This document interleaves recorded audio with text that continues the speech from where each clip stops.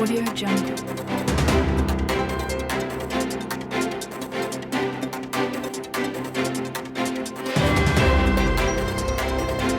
Audio Jungle.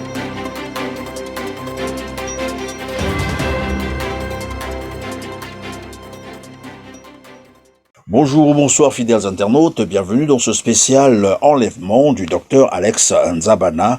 Voici 2 jours qu'il est gardé à la centrale intelligente de Brazzaville et vous le savez qu'il a été enlevé hier par les hommes en uniforme et armés à son domicile.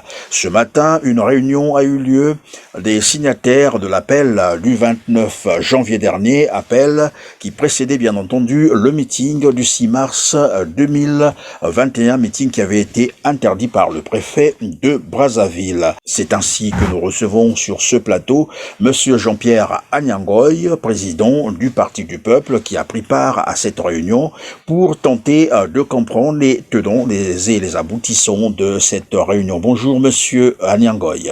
Bonjour Monsieur Perrin. Alors, les signataires de l'appel du 29 janvier se sont retrouvés ce matin. Je crois que c'est sur la situation du docteur Alex Nzabana. Est-ce qu'on peut comprendre de quoi s'est-il agi exactement? Merci. On s'est retrouvés ce matin.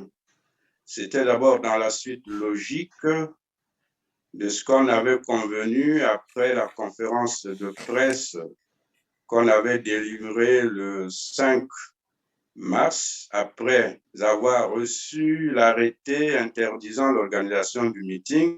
On s'était convenu de nous retrouver aujourd'hui pour analyser les raisons de l'interdiction de ce meeting pour pouvoir adopter une attitude consécutive à cet acte. Et chemin faisant, depuis hier, un autre événement est venu s'ajouter, c'est-à-dire l'enlèvement de notre compagnon de combat, le docteur Alexandre Nzabana. Donc, du coup, on a fait d'une pierre deux coups, faire l'analyse des raisons de l'interdiction du meeting et également apprécier la situation créée, ou disons l'enlèvement du docteur Nzabana.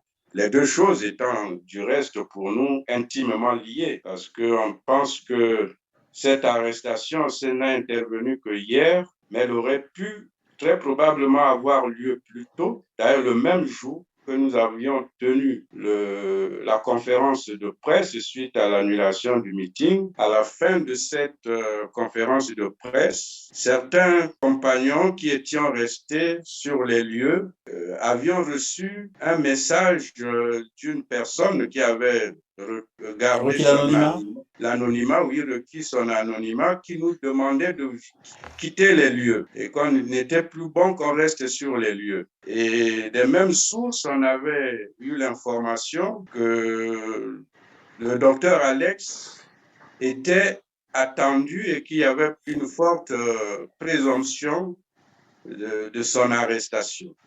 Il y avait déjà des gens qui étaient positionnés chez lui, qui l'attendaient. Et ayant eu cette information, il avait dû retarder sa rentrée chez lui.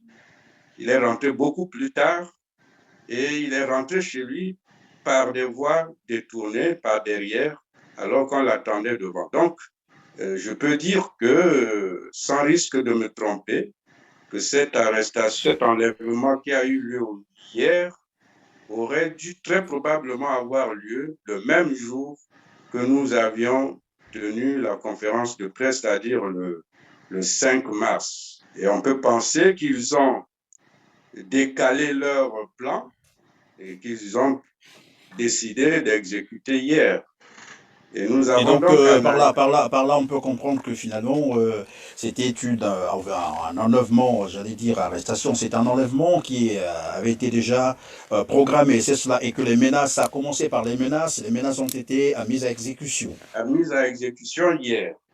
Si je le dis, c'est parce qu'on a entendu sur RFI aujourd'hui par le fameux porte-parole du gouvernement, comme à son accoutumée, déjà faire des déclarations comme quoi il y aurait une tentative de déstabilisation de l'État et de ses institutions et qui ce serait la raison de son interpellation, quoi qu'il en soit, qui n'a pas respecté les règles en la matière. Au plan judiciaire, il y a une procédure. S'il y avait quelque chose, on aurait Mhm. dû lui adresser une Et donc convocation. voilà. Ce n'est Pourquoi donc quelqu'un procéder qui par un enlèvement? par un enlèvement. Donc, cette idée de dire, cette justification de dire qu'il y a une tentative de déstabilisation des institutions, et après on va vers où est-ce qu'on va en arriver? Après, on va certainement glisser vers l'atteinte à la sécurité ou à la sûreté de l'État. Et puis ensuite, on connaît déjà le schéma. Donc, nous avons analysé, d'abord fait le point des causes de l'interdiction du meeting.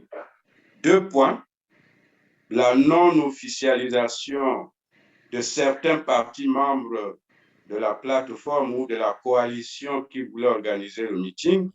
Nous avons démontré que cette raison est farfelue et on s'est appuyé sur les textes.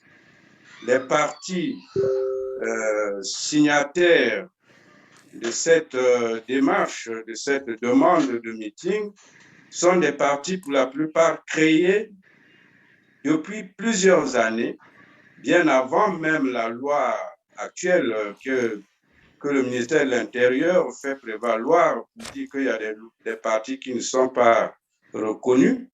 Mais nous disons que la loi déjà n'a pas d'effet rétroactif pour des partis qui ont été créés depuis 1994, comme le PAP.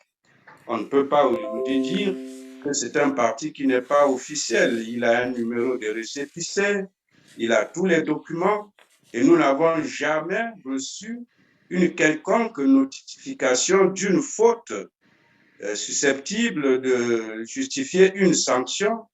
Alors, on ne peut pas comprendre qu'on ne devienne subitement un parti non officiel alors qu'on ne nous a jamais notifié un quelconque défaut, une quelconque violation de la loi, alors que dans le même temps, on a des partis justement de la majorité, en premier lieu le Parti congolais du travail et son président, qui sont en violation flagrante de la loi, de la Constitution, la loi fondamentale, qui en a son article 80, nous ne cesserons de le clamer, fait que le président de la République, chef de l'État, ne peut pas appartenir à un parti. Il doit être au-dessus des partis. C'est une fonction incompatible avec l'appartenance à un parti et surtout être dirigeant d'un parti en même temps que chef de l'État. Et le Parti congolais du travail n'ignore pas cette disposition de la loi, mais n'empêche qu'ils ont, à plusieurs congrès, élu le président Sassou Nguesso comme président du comité central, y compris jusqu'au dernier congrès. Donc, il y a plus de 10 ans qu'il viole délibérément la loi. Et le président lui-même n'est pas censé ignorer cette disposition. Et on le voit quand il bat campagne aujourd'hui, c'est le président du Parti congolais du travail, c'est le président du comité central. Et on voit comment toute la machine de l'État est mobilisée avec ses ressources matérielles, financières et humaines. Tous les ministres sont en campagne derrière le candidat du PCT. On n'est plus en période de parti-État, mais tout se passe aujourd'hui comme si nous étions à l'époque révolue du monopartisme où c'était le parti-État. Est-ce que cela est conforme à la loi? Nous disons non. Le ministre de l'Intérieur qui prétend qu'il y a des partis signataires ou demandeurs de ce meeting qui ne sont pas conformes à la loi, lui-même est membre du comité central du Parti congolais du travail. Celui qui a le préfet de Brazzaville qui a signé l'arrêté qui nous interdit le meeting est membre du comité central et bien d'autres. Alors comment voulez-vous qu'ils puissent être impartiaux? On constate ici une politisation à outrance de l'administration et donc l'impasse de la partialité de l'administration qui ne peut plus lire la loi de manière objective et l'appliquer dans toute sa rigueur. Oui, Donc, mais déjà, Monsieur Adiangoy, au-delà de tout, est-ce oui, que En cette période de campagne électorale en vue de la présidentielle du 21 mars 2021, même quand les partis ne sont pas en règle, est-ce que cela justifie les entraves aux droits et libertés fondamentaux? Est-ce que cela justifie également les entraves, par exemple, aux libertés de manifester? N'est-ce pas la Nous période où disons, tout Congolais doit s'exprimer, non? nous disons non. Et là, j'ai voulu d'abord montrer que si on veut rester sur le plan de la loi qui régit les partis, déjà, cet argument ne tient pas la route. Et maintenant, si on prend l'autre aspect de la liberté ou des droits et libertés des citoyens, nous disons qu'en cette période de campagne et même en tout temps, la loi reconnaît à tous les citoyens le droit de s'exprimer librement sur toutes les questions qui concernent la vie de la nation. Donc, nous disons, si on prend aussi sur ce plan, on ne pouvait pas nous interdire de nous exprimer sur cette élection majeure qui concerne l'élection du président de la République. Chaque citoyen, chaque organisation est libre d'exprimer ses positions. Un autre argument qu'ils ont tenté d'évoquer, c'est le fait que nous n'avions pas de candidat à l'élection, que nous avons opté pour le boycott. Mais là aussi, nous disons que dans la période de campagne, il n'est pas seulement autorisé à ceux qui ont les candidats de parler, parce que qui va voter? Ce n'est pas seulement ceux qui ont des candidats, c'est tous les citoyens, qu'ils appartiennent à un parti ou pas. Ils ont le droit d'exprimer leur point de vue. Et on peut dire dans le vote, il peut être un vote positif, il peut être un vote négatif, il peut être une abstention. Mais nous, on dit, on prône le boycott. C'est aussi un point de vue. Maintenant, ce point de vue peut convaincre ou ne pas convaincre, et il nous appartenait de donner nos arguments pour expliquer pourquoi nous demandons le boycott ou nous demandons aux Congolais de ne pas aller voter. Maintenant, ceux qui croient que le Congolais ou les Congolais sont derrière le PCT, qui croient que 98% des Congolais sont derrière le PCT et son président, pourquoi alors interdire à ceux qui veulent donner un ton contraire le droit de s'exprimer? C'est que quelque part, ils ne sont pas sûrs de ce qu'ils déclarent. Si moi je suis sûr que j'ai le peuple avec moi, ben je laisse à qui veut dire le contraire de le dire, mais parce que je sais que il ne va pas convaincre ceux qui sont derrière moi. Donc, cet argument est pour nous farfelu. Et l'autre argument, c'était de dire qu'il y avait un problème de sécurité, des raisons d'ordre de sécurité.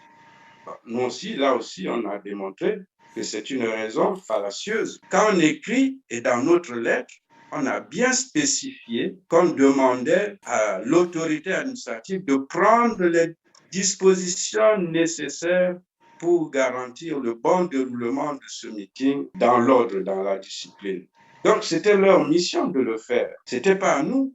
Mais quand le PCT organise ses meetings partout, qui assure l'ordre? Et pourquoi quand c'est l'opposition qui veut organiser un meeting, on pense que ça doit perturber l'ordre? Ça ne tient pas la route et c'est pas conforme à la loi. C'est une Mais entente. monsieur Adiangoy, maintenant que, bon, enfin, il vous a été interdit de tenir votre meeting le 6 mars dernier, et maintenant que nous assistons également à cet acharnement contre les leaders de l'opposition, qu'est-ce que vous entendez faire? Qu'est-ce que vous avez décidé au cours de votre réunion de ce matin? Et en ce qui concerne le meeting, nous avons, après avoir démontré donc que les raisons qui ont justifié cette interdiction pour nous ne sont pas valables, nous avons réaffirmé le principe de tenir notre meeting avant la fin de la période de la campagne.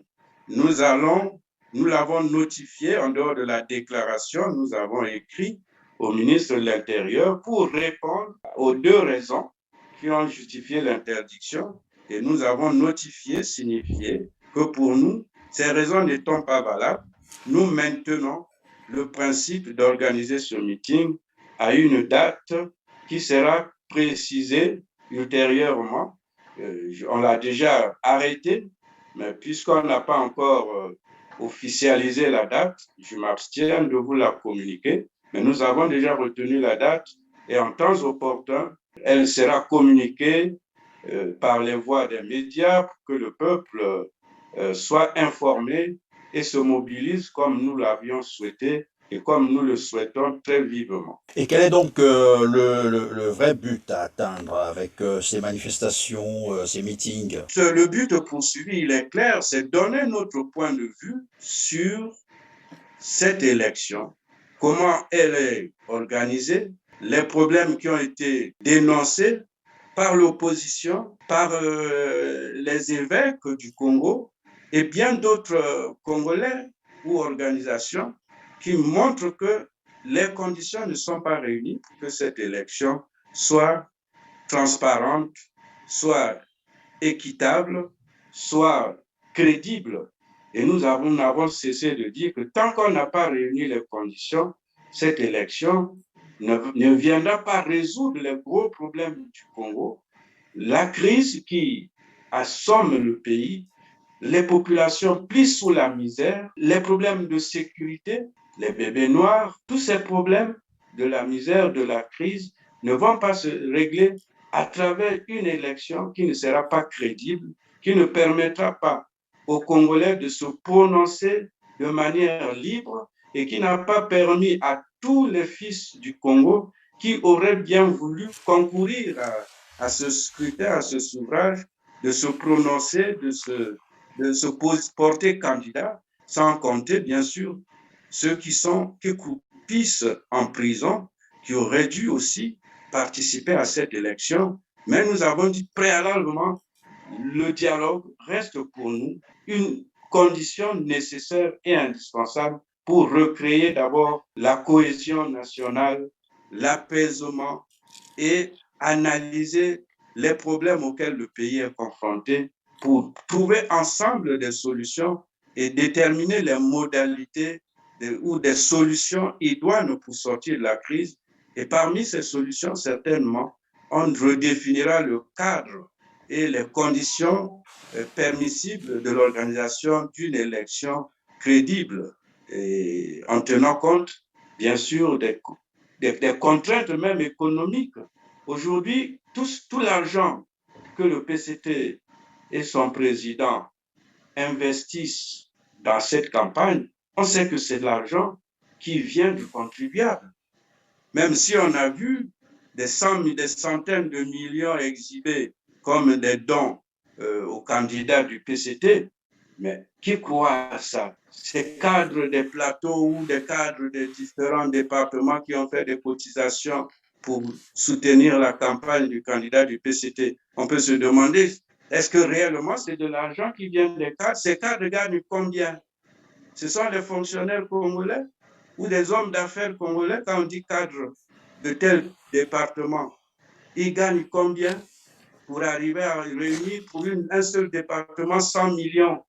On sait bien que c'est de l'argent qui vient du trésor public, c'est de l'argent détourné et qui revient pour organiser la campagne. Vous voulez parler là d'un blanchiment de fonds, c'est cela? C'est un blanchissement de fonds, ce sont les 14 000 milliards et tant d'autres fonds détournés qui sont utilisés pour organiser cette campagne, corrompre, acheter les consciences. Vous voyez, dans des meetings où vous voyez tous ceux qui viennent sont en des tenues, où c'est la tenue blanche, où c'est la tenue jaune. Alors, depuis quand tous les Congolais s'habillent en une seule tenue? Et ce qui achète ça, c'est avec quels moyens? Et vous voyez que dans même les conditions d'organisation de la campagne ou de l'élection, il n'y a même pas de critères sur les coûts de la campagne. Donc, chacun peut investir de l'argent sans limite, sans savoir d'où vient cet argent. Et on distribue, il y en a des pancartes, on a des banderoles, on a des chaussures, on a tout. Tout ça, on peut estimer à combien ça coûte et cet argent vient d'où. Et ça, c'est une élection. Et les autres candidats, ils ont les mêmes moyens. J'ai cru vous entendre parler du dialogue comme étant la solution ultime, mais vous le souhaitez pour quand exactement? Avant ou après les élections? Non, on ne peut pas dire avant les élections. Nous disons simplement que pour nous, il ne devrait pas y avoir élection et on devrait d'abord faire le dialogue. Mais le fait que l'élection se passe Ça veut dire que pour nous, c'est pourquoi on dit que pour nous, l'élection est un non-lieu. Pour nous, le dialogue devrait être préalable. Mais comme le pouvoir s'entête et tient à faire cette élection, nous continuerons, même après l'élection, à réclamer ce dialogue. Parlons donc de votre parti, mais bien avant, il faut qu'on note quand même ce que vous avez pu retenir sur la suite de l'affaire Alex Nzabana. Vous en avez parlé ce matin, vous avez dit, la suite c'est quoi exactement? En ce qui concerne la situation d'Alex, nous avons stigmatisé cet enlèvement qui s'est fait en violation euh, de toutes les lois de la République, des normes en la matière. Nous réclamons, nous demandons sa libération sans condition. Nous savons que les amis des organisations de la société civile dont il appartient à la plateforme ont pris un avocat.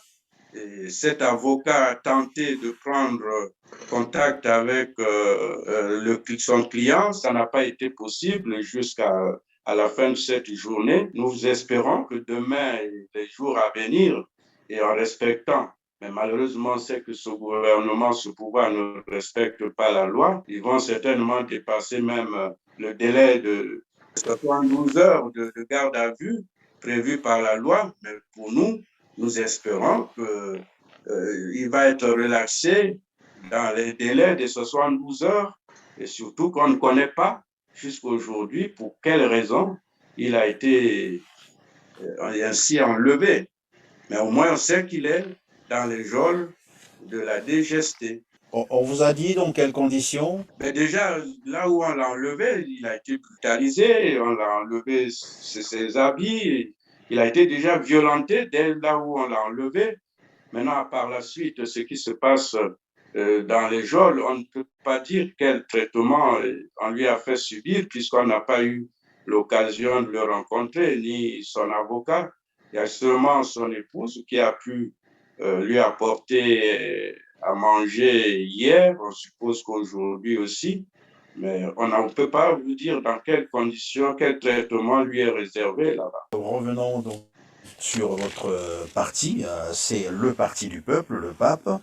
Un petit rappel à nos téléspectateurs, à ceux qui vous suivent, comment est-il structuré? Et déjà qu'on l'accuse de ne pas être conforme à la loi, est-ce que vous pouvez nous en parler? Ben, notre congrès, comme je le disais lors de ma dernière intervention sur votre plateau, notre congrès avait pour but de redynamiser le parti. Et donc, on a remis en place un conseil national, un bureau national exécutif, et les membres du conseil au nombre de 55, ceux qui sont dans les différents départements vont aller restructurer ou mettre en place là où ça n'existait pas de fédération au niveau de chaque département, au niveau de Brazzaville. On a mis en place également une commission de contrôle, de suivi et évaluation.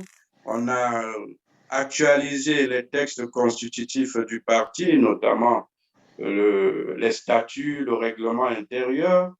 On a revu les principes philosophiques, économiques du parti qui ont pratiquement été reconduits pratiquement de manière intégrale avec une petite nuance où on avait au niveau de notre idéologie qui était basée sur le libéralisme économique et l'humanisme, on a ajouté à l'humanisme le néo-humanisme qui consiste à mettre au centre de notre action l'homme. C'était d'abord l'homme et nous avons ajouté l'homme et son environnement parce que les questions de l'environnement étant très, très, très importantes aujourd'hui au niveau de tous les pays.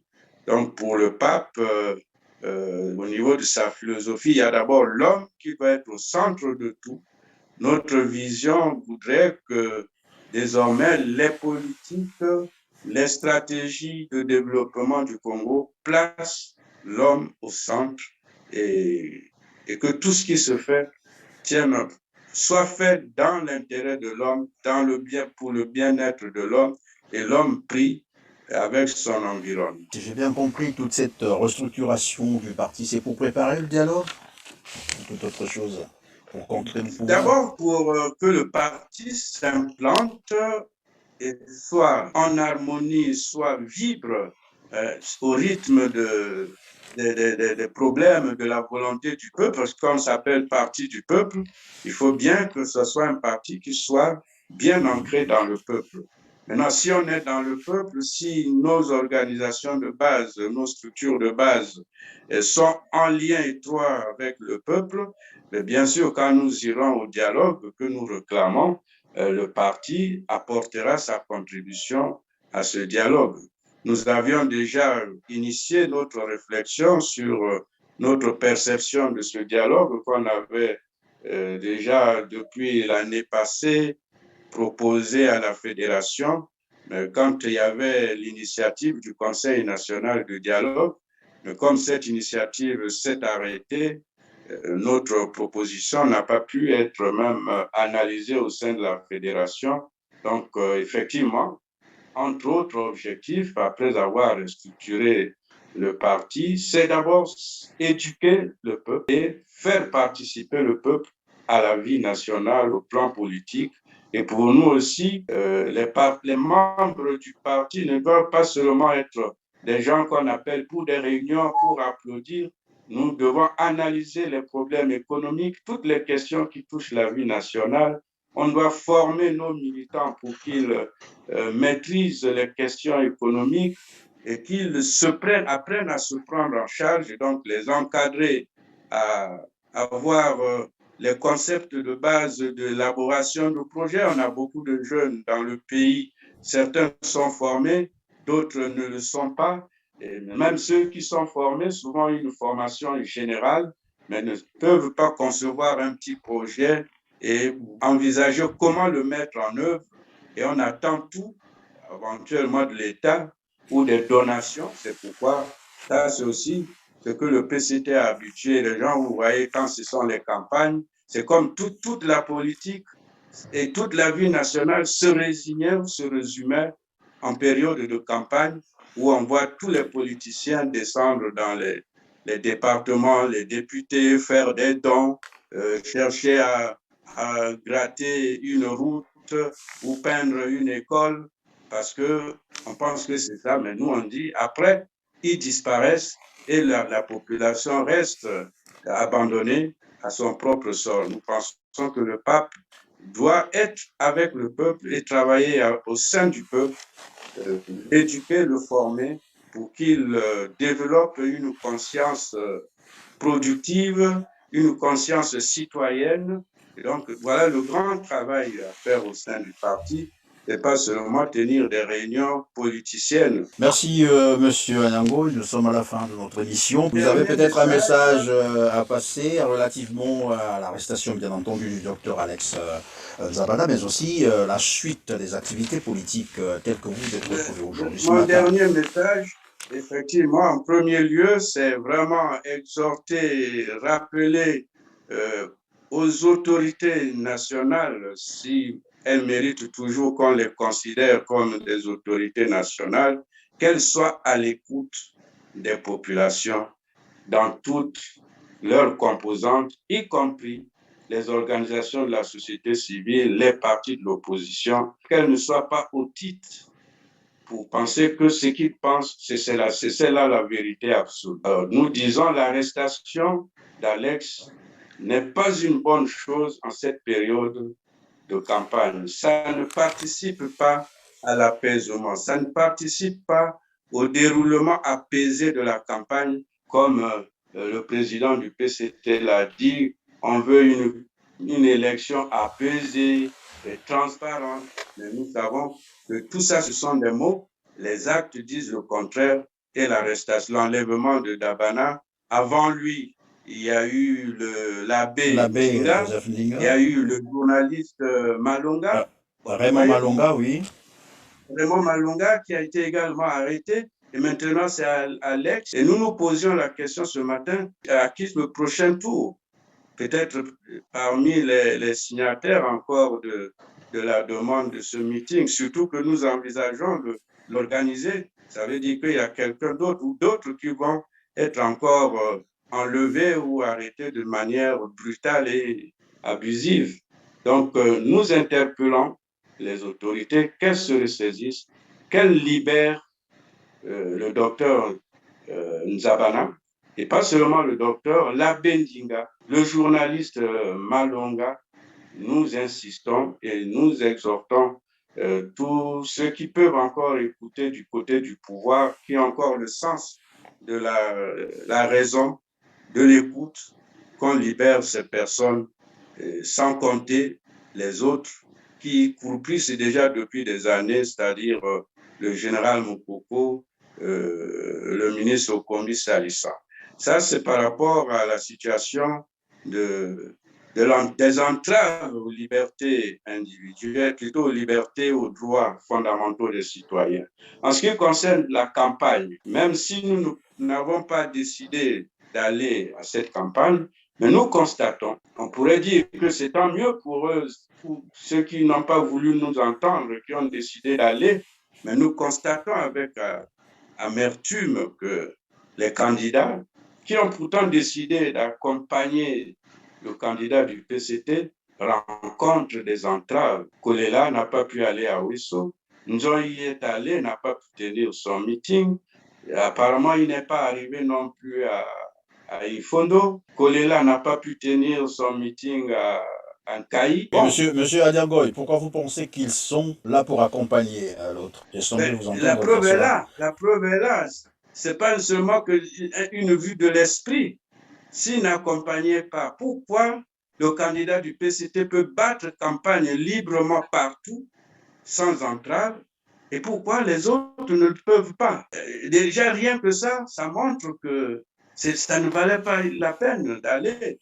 Et ils n'ont pas cru quand on disait que c'est pas la peine d'y aller. Ils sont allés, mais voilà les obstacles. Ils n'arrivent pas à battre campagne librement comme le candidat du PCT. Et que va-t-il en être du déroulement de l'élection? Oui, mais il y a un candidat, il y a un candidat, il y a un candidat qui a dit, notamment Guy Briefs Parfait Kolela, qui a dit cette fois-ci, il ne laissera pas voler son élection, sinon sa victoire. Mais qu'il commence déjà par s'imposer dans le droit de battre campagne, comme le candidat du PCT. Mais si déjà il ne peut pas battre campagne, comment il va gagner? Comment il va convaincre ses électeurs avant de prétendre gagner et ne pas se laisser voler la victoire? Vous voyez que ça ne tient pas, ça ne tient pas. Alors donc, l'autre message, c'est à l'endroit du peuple. Nous disons que c'est pas une mauvaise foi quand nous disons qu'il ne faut pas aller voter, c'est parce qu'on sait que c'est bipé. Et ensuite, nous disons même le candidat du PCT qui se réclame de l'expérience. Il faut que le peuple se pose la question. Le peuple congolais n'est pas dupe, même si on voit des gens qui courent comme des moutons, c'est vrai, parce qu'on les a ruinés, on les a appauvris, on les a affamés pour qu'ils suivent, comme une anecdote qui parle d'Hitler qui déplumait une poule pour montrer à ses conseillers, à ses collaborateurs qu'il pouvait déplumer une poule et ensuite lui donner des grains de maïs. La poule déplumée va le suivre. Et voilà ce qu'on a fait du peuple congolais. Et nous disons que ce peuple doit se ressaisir et dire que ce qu'on lui donne là, ce qu'on lui fait miroiter, c'est plutôt de l'humiliation, c'est du mensonge. Écoutez, quand on entend le président du PCT, après la 36e ou 37e année au pouvoir, s'interroger pourquoi on importe les oignons, pourquoi on n'a pas de safou, mais on se dit à qui pose-t-il la question? Depuis 36 ans, il y a eu des ministres de l'agriculture dans ce pays, il y a un fonds de soutien à l'agriculture. Alors, il ne demandait pas de compte à ses ministres. Et maintenant, c'est dans les 5 ans, il a oublié que dans les années 80, il y avait un grand slogan, autosuffisance alimentaire d'ici l'an 2000. Nous étions dans les années 80 avec les plans quinquennaux. Santé pour tous à l'an 2000. Mais nous sommes en 2021. Le président s'interroge pourquoi importons-nous les oignons? Pourquoi n'avons-nous pas de safou? Est-ce que C'est incompréhensible, c'est inadmissible, c'est même la honte nationale. Alors, et on va vous dire, non, allez voter, il y a l'expérience. C'est quelle expérience? L'expérience qui aboutit à l'importation de tout ce que nous mangeons, même ce que nous pouvons produire, c'est celle-là l'expérience du PCT. L'expérience de détournement de 14 000 milliards, l'expérience de laxisme où on vole, on pille, on détourne, personne n'est inquiété. Voilà l'expérience de 40 ans ou de 36 ans du PCT au pouvoir. Alors, c'est quelle expérience? Alors, peuple congolais, ne montrons pas aux yeux du monde, ne continuons pas à montrer aux yeux du monde que nous sommes tous dupes, que nous ne comprenons rien, que nous ne vivons pas dans notre propre pays. Quand on nous dit qu'il y a quelqu'un qui a l'expérience, il n'y a que lui. Mais alors, pourquoi il s'interroge qu'on importe l'oignon? Qu'est-ce qu'on a fait pendant 36 ans? L'oignon ne pousse pas pendant des années. L'oignon pousse quelques mois, c'est 2 mois, quelques jours, on récolte l'oignon. 3 mois maximum. Alors, en 36 ans, on n'a pas été capable de produire l'oignon pour nous-mêmes et on l'importe du Cameroun. Il y a donc, c'est une expérience, s'il faut parler d'expérience, c'est une expérience négative qui ne mérite pas d'être prolongée. C'est quand on dit la marche, continuons la marche vers le développement, je dis, c'est la marche vers l'enfer. Et refusant d'aller à l'enfer sur terre, que nous pouvons l'éviter. C'est pourquoi nous disons, n'allons pas voter, demandons autre chose, faisons autre chose, renversons la situation que nous connaissons tous qui est déplorable. Tous les Congolais sont pourtant conscients, on le vit. Je répète, je suis moi-même retraité, on a plus de 30 mois. Ce sont les enfants qui nous nourrissent. Pour ceux qui en ont, il y en a qui ont des enfants qui travaillent, mais il y en a qui ont des enfants qui sont diplômés, mais qui ne travaillent pas. Et eux-mêmes, ils n'ont pas de pension. Comment ils vivent? Mais pendant ce temps, on achète 100 tonnes d'armes. Il semble que le prix est estimé autour de 74 milliards de francs CFA. Et ça, c'est les achats récents, sans compter les autres, les hélicoptères et tout. Et cet argent ne pouvait-il pas servir pour apurer les arriérés, les pensions aux retraités, les bourses aux étudiants, investir pour l'agriculture? Alors, Monsieur Adiambo, certainement qu'il y a un appel à lancer auprès des populations, de la population congolaise pour la suite de vos activités politiques, comme vous l'avez dit. Il y a des meetings, un meeting étant en vue, c'est bien cela. Et qu'est-ce que vous dites à la population congolaise qui s'était déjà préparée pour le 6 mars dernier, mais dont le meeting a été interdit? Alors, peut-être que vous avez un message à leur passer pour la suite Mais le de vos message, c'est de activités. dire que dans les très prochains jours, aujourd'hui nous sommes vendredi, la campagne s'achève le 19, mais nous disons que avant le 19, nous allons organiser ce meeting et on précisera la date et le lieu. Et nous souhaiterons vivement que la population vienne pour écouter, pour communier avec les organisations de la société civile, les partis de l'opposition qui vont passer leur message sur la situation actuelle et sur ce que nous souhaitons que, et eux, notamment eux, c'est-à-dire le peuple, et les politiques et la société civile, nous puissions faire entendre la raison aux gouvernants pour que on trouve les meilleures solutions à la situation dramatique que connaît notre pays et que traverse notre peuple. Merci Monsieur Jean-Pierre Adiangoy. Je rappelle que vous êtes le président du Parti du Peuple, le PAP, et vous répondez là à nos questions relativement à la situation du docteur Alex Nzabana qui a été enlevé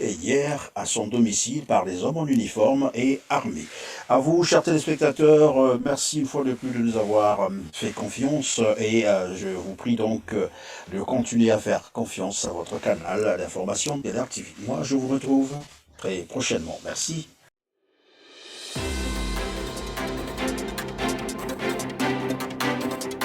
Audio Jungle.